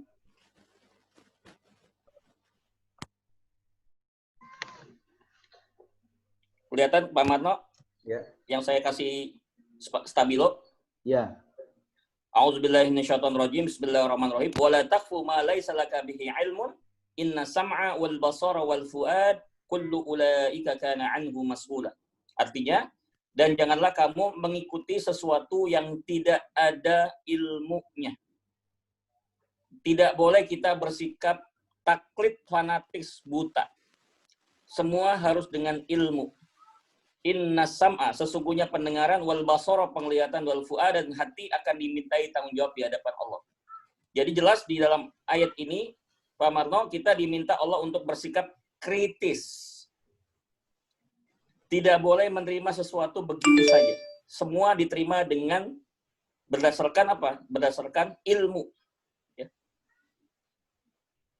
Al-ilmu qabla al-amal. Ilmu itu mendahului amal. Ini yang pertama. Kemudian yang kedua, kita bisa tanya kepada beliau, Pak Marno. Ya. Menurut Anda, bagaimana sikap kita terhadap setan? Saya perkirakan jawabannya 100% sikap kita terhadap setan, Pak Marno, adalah kita harus memusuhinya. Oke, sepakat. Berarti apa yang disukai setan harusnya menjadi kebencian kita ya? Ya. Apa yang disukai setan itulah kebencian kita. Nah, kita buka hadisnya. Hadis ini cukup panjang, tapi saya ambil ringkasannya aja. Nanti Pak Marno saya akan sharing lewat WhatsApp atau teman-teman yang membutuhkan. Kisah antara dua orang. Yang satu abid, yang satu alim. Ya. Abid itu orang yang ahli ibadah. Alim, orang yang berilmu. Ketika ditanya oleh Rasulullah, ya, mana, ini pada saat Isra Mi'raj ya, Nabi tanya kepada si iblis, "Hai iblis, dari dua orang ini, mana yang lebih kau suka untuk digoda? Mana yang lebih mudah untuk digelincirkan oleh kamu sebagai orang yang sesat?" Dengan mantap setan menjawab, "Aku lebih suka menggoda yang ahli ibadah, bukan yang ahli ilmu." Kenapa? Karena orang yang berilmu itu, dia punya cara berpikir yang tajam, dia kritis, dia tidak akan mudah menerima penawaran saya. Ketika saya menggoda dia, dia akan dicerna dulu, dipikirkan apakah ini benar atau tidak. Nah, itu jelas. Jadi kalau kita memusuhi setan, maka kita harus juga membenci apa yang tidak, ya apa yang disukai oleh setan. Setan itu suka menjadi dengan orang-orang yang bodoh. Abid tapi bodoh, ibadah tapi bodoh. Tapi setan takut sama orang yang berilmu. Itu sebabnya dalam surat Al-Hasyr diangkat beberapa derajat orang yang berilmu kan dibandingkan orang yang biasa-biasa saja. Begitu Pak Marno, sederhana saja sebenarnya, ya. Saya mah terserah pada Allah, betul, tapi kita diperintah kalau terserah Allah maka mesti perhatikan surat 17:36. Katanya terserah Allah, tapi terserah kata ayat. Kata ayat kita suruh kritis, nggak boleh. Oke. Kadang-kadang bahaya yang itu ya. Bahaya kalau. Ya. Satu lagi surat 39. Ya, kita lihat. Ini lebih mantap lagi. Surat 39 ayat 23. Yaitu surah Az-Zumar ya. Baik, kita lihat. Az-Zumar surat 39.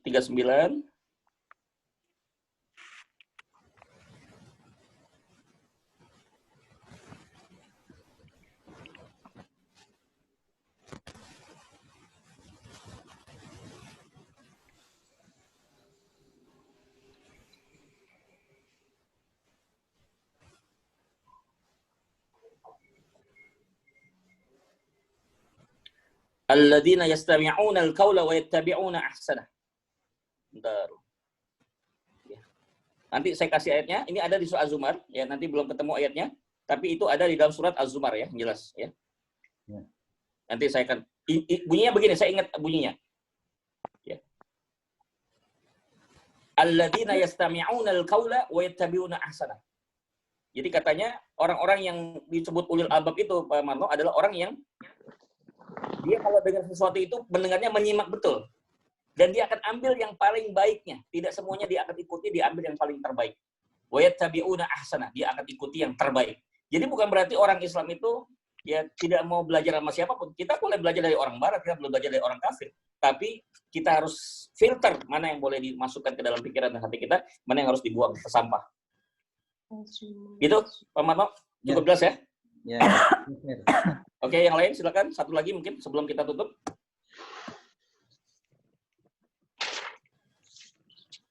Ada yang tunjuk tangan?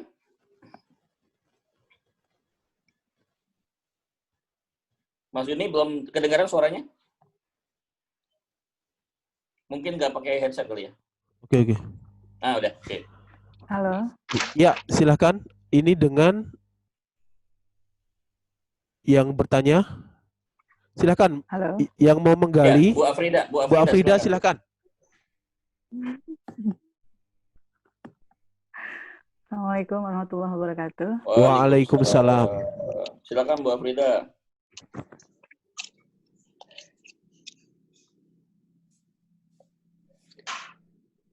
Apa yang mau ditanyakan? Silakan. Kita sering mendengar di saat pandemi seperti ini kita harus lebih menguatkan nalar kita untuk peluang bisnis ya Gus. Ya. Yang saya takutkan saat ini di sekeliling kita tuh banyak orang yang maaf ya. Kita kategorikan orang-orang maaf nih, orang-orang gila gitu. Orang gila dalam artian kita kudu hati-hati gitu dalam melakukan sesuatu. karena interpretasi orang sama kita itu kan berbeda. Nah, bagaimana kita memfilter itu? Memfilter terhadap penyikapan orang-orang seperti tadi. Ya, karena ini terkait dengan yang kemasan dan yang konten ya. Oh, oke. Ya. Baik. Sebenarnya hampir sama yang ditanyakan oleh Kak Makri tadi, ya. Ingat aja Bu Afrida soal duren ya. Kita tidak boleh terjebak duren, menilai duren dari luarnya saja, belum tentu jelek isinya kan. Jadi kita harus nggak ada cara lain kecuali kita menguliti. Maaf Gus, maksud saya gini. Kadang-kadang kita kan gampang terjebak oleh ucapan atau opini seseorang. Bagaimana sekarang kita untuk lebih memfilter itu lebih dalam lagi karena pada saatnya. Baik. Oke, saya paham. Baik, saya coba kasih share surat Al-Anbiya ayat 7 ya. Yuk kita lihat sama-sama apa panduan Allah tentang masalah ini. Surat Al-Anbiya itu surat 21 ayat 7. Sudah kelihatan?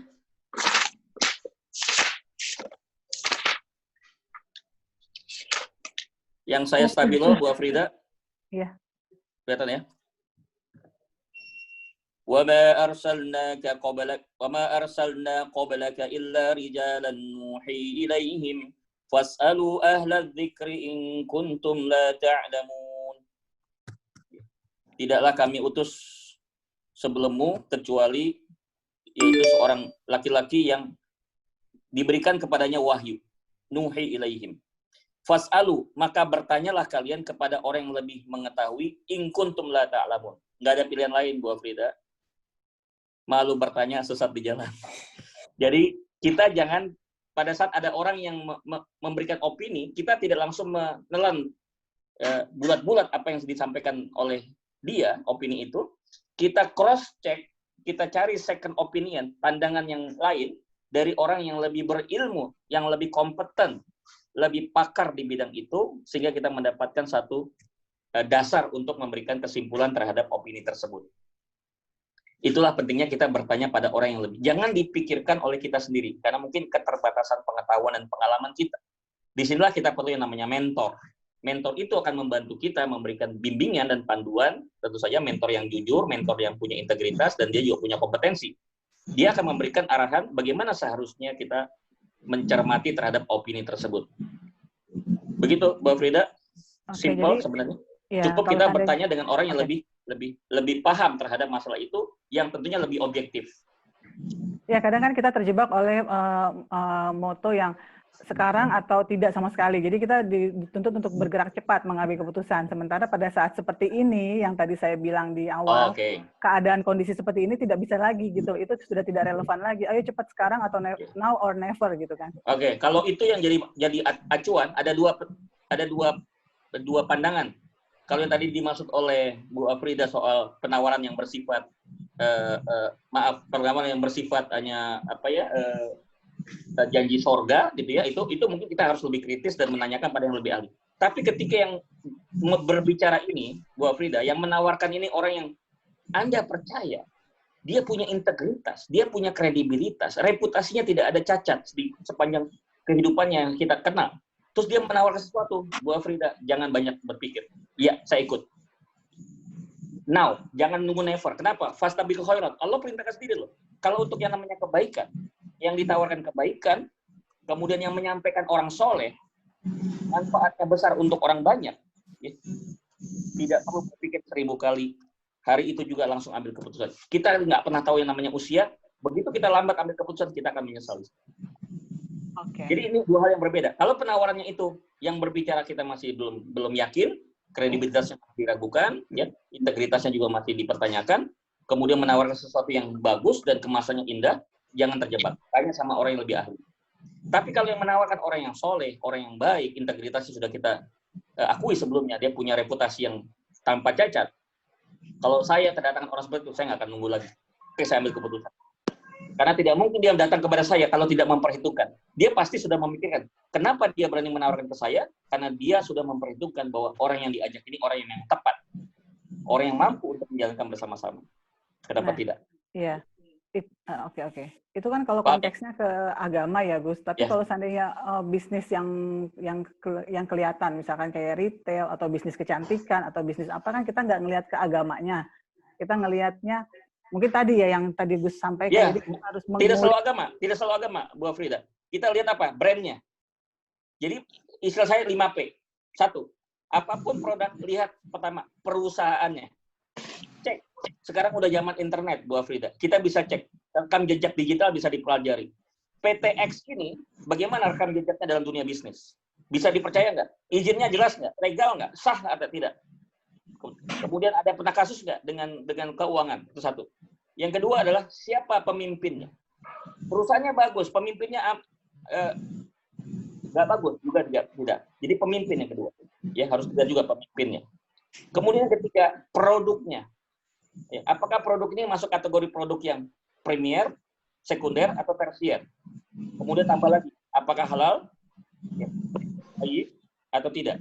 3. Kemudian keempat, pemasaran. Apakah sistem pemasarannya itu dibenarkan oleh syariat?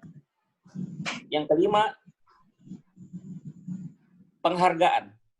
Ya. Penghasilan yang didapat itu apakah adil atau tidak? Saya selalu perhatikan 5P. Selama saya menemukan 5P ini semuanya bagus, saya nggak akan nunda-nunda, hari itu juga saya akan putuskan. Bismillah. Bismillah, saya akan putuskan. Saya tidak mau ketinggalan kereta, saya tidak mau ketinggalan start, saya akan ambil secepat-cepatnya sesuatu yang namanya kebaikan. Itulah yang terjadi pada zaman Rasulullah dan para sahabat. Ketika ada tawaran-tawaran yang seperti itu, mereka tidak akan pernah menunda, mereka langsung lakukan keputusan yang cepat dan tepat.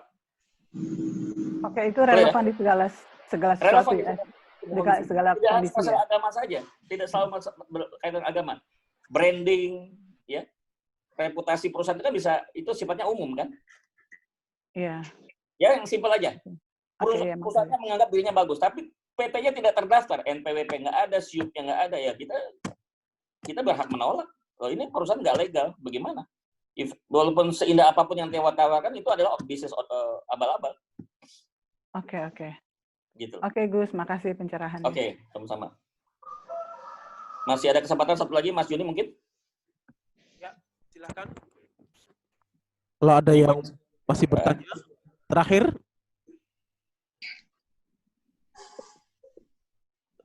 Oke, kalau tidak ada. Tidak. Monggo.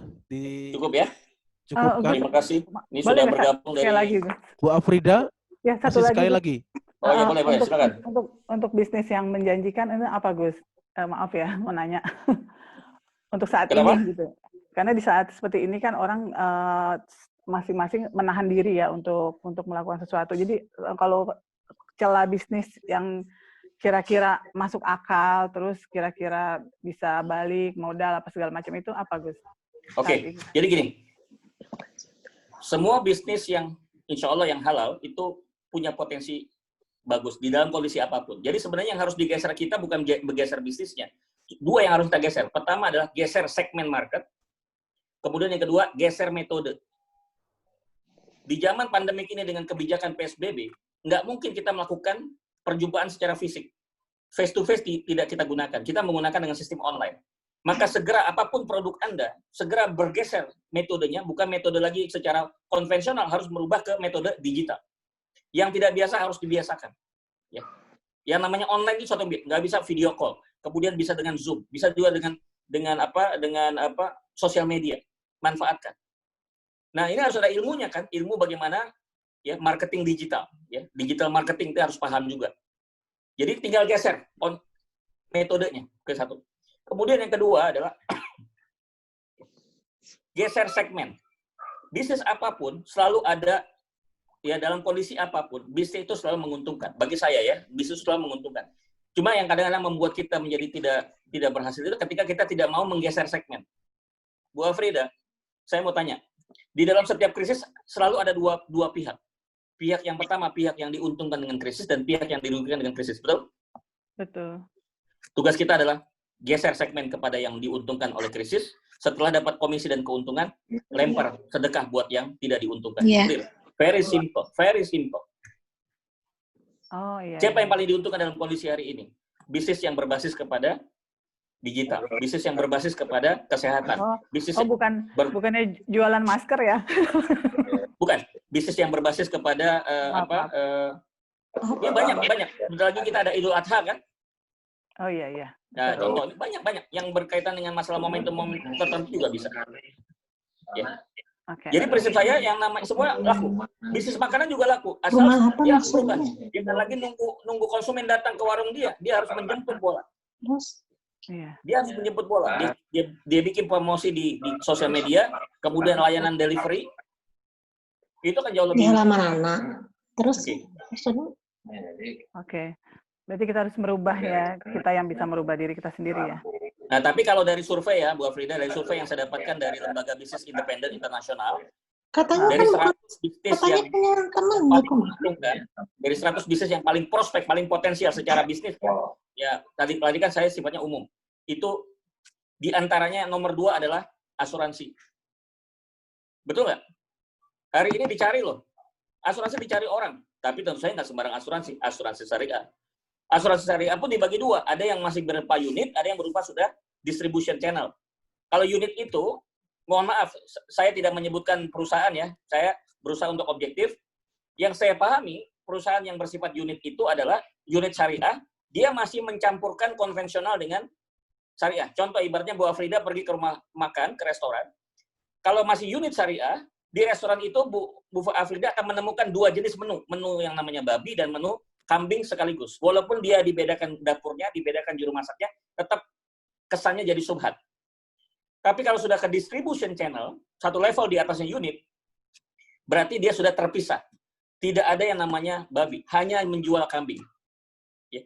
Tidak ada pilihan lain, hanya kambing. Kalau nggak mau ya sudah silakan keluar. Ya. Yang biasa jual babi, kesini harus jualnya jual kambing, nggak ada yang lain. Ya. Kalau di unit, kita masih boleh jual yang konvensional, boleh jual yang syariah. Tapi yang di distribution tidak bisa, harus menjual yang syariah. Nggak mau, silakan keluar. Itu yang saya pahami. Satu level di atasnya yang paling tinggi adalah spin-off. Yaitu perusahaan asuransi syariah yang sudah spin-off. Dia sudah terpisah sama sekali dari perusahaan induknya. Dia sudah tersendiri. Macam kalau bank misalnya, mohon maaf saya sebutkan bank muamalat, kemudian bank syariah mandiri itu sudah spin-off. Dia sudah terpisah dari induknya. Tidak ada kaitan, walaupun sama-sama mandiri, tapi sudah berbeda. Manajemennya bank syariah mandiri dengan bank mandiri. Bank muamalat sudah pasti dari awal yang murni syariah memang bank muamalat. Itu yang saya pahami, yang saya masih ingat ya. Di antara bisnis yang menjanjikan ke depan, termasuk juga digital marketing juga menjanjikan. Ya. Dan beberapa yang saya nggak begitu hafal, nanti bisa saya share lewat WhatsApp dari 100 pekerjaan dan bisnis apa yang paling potensial pada saat kondisi pandemik ini. Oke. Saya pikir cukup ya, Mas Yuni. Ya, terima kasih. Ya, saya ucapkan terima kasih kepada semua yang sudah bergabung. Ya, luar biasa dari jauh-jauh juga bergabung dari Medan. Ya, ada Pak Rahmat dari Medan bergabung. Ya, terima kasih sudah bergabung. Mungkin bisa ada Bu Murni, kemudian Bu Fitri. Ya, maaf saya tidak bisa sebutkan satu persatu. Ya, mudah-mudahan apa yang kita bahas pada hari ini bermanfaat. Nantikan versi lengkap rekamannya ada di YouTube channel saya, yaitu di The Mentor Gus Reza. Ini semua direkam ya, pertemuan kita direkam. Jadi yang teman-teman yang ketinggalan atau tidak sempat mencatat, tenang saja, versi lengkapnya sudah ada di YouTube. Ya. Untuk yang sekarang belum, tapi yang sudah ada yang versi yang pertama dan kedua. Silahkan boleh dicek.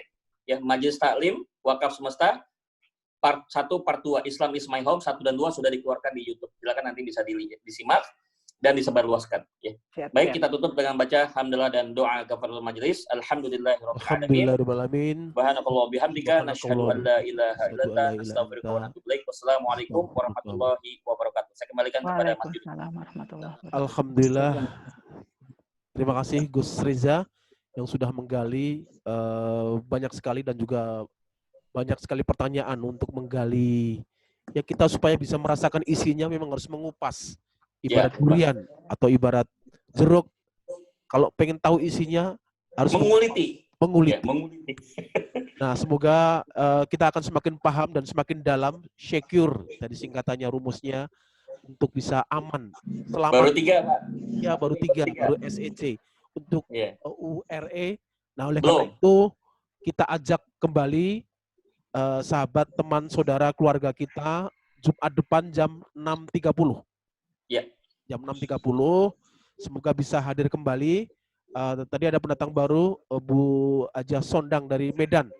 Oh, subhanallah. Kita undang, alhamdulillah sudah hadir, dan beberapa yang lainnya. Semoga berkah. Kita tutup dan kita akhiri pertemuan kali ini. Satu pengumuman sedikit Mas Juni. Oh boleh, silakan. Ya, supaya nanti bisa ikut menyimak. Insya Allah jadwal Selasa minggu ini Talk with Gus di Zoom juga. Nanti akan kita kirim linknya. Ini luar biasa, sudah confirm tadi kemarin. Kak Seto, ya. Insya Allah saya berduet dengan Kak Seto. Jadi ibu-ibu ya yang punya masalah tentang pendidikan anak, siapkan pertanyaan sebanyak mungkin karena saya akan berikan kesempatan seluas-luasnya buat ibu untuk bertanya pada beliau. Orang yang tidak kita ragukan lagi ya dalam pendidikan anak. Kak Seto nanti akan duet sama saya membahas tentang masalah anak dan permasalahannya. Oke, jangan lupa Selasa sore. Ya, sore jam 4 sampai jam 5. Oke. Insya Allah, jangan lupa agendakan, ditulis di agenda HP dan rumah. Selasa jam 4, jam 16, Talk with Gus bersama Kak Seto juga nanti. Insya Allah itu salah satu pengumumannya. Alhamdulillah kita tutup pengajian kali ini, pertemuan kali ini dengan membaca Alhamdulillah. Alhamdulillahirabbil alamin. Assalamualaikum warahmatullahi wabarakatuh. Waalaikumsalam. Makasih Bu Tenenden, Bu Betty, Pak Dani, Bu Lisda, terima kasih Gus Reza, Mbak Rika, ya sama-sama, Pak Ustadz Marno, ya Mas Andang, Bu Meli, Gus Reza, Pak Rahmat, ya sama-sama, Bu Wiwi, Bu Nani, Mas Leli, Mbak Keri, Bu Ida, Bu Murni, terima kasih Bu Murni, Bu Vivi, Bu Mubarokah, Bu Siti, silakan. Bu Eka, terima kasih Bu Eka, Bu Kita, Bu Afrida, Bu Heni, Bu Fitri juga. Bu Ei, makasih Bu Ei udah gabung. Mudah-mudahan manfaat dan berkah. Assalamualaikum. Untuk hari Selasa nanti di share meet itunya.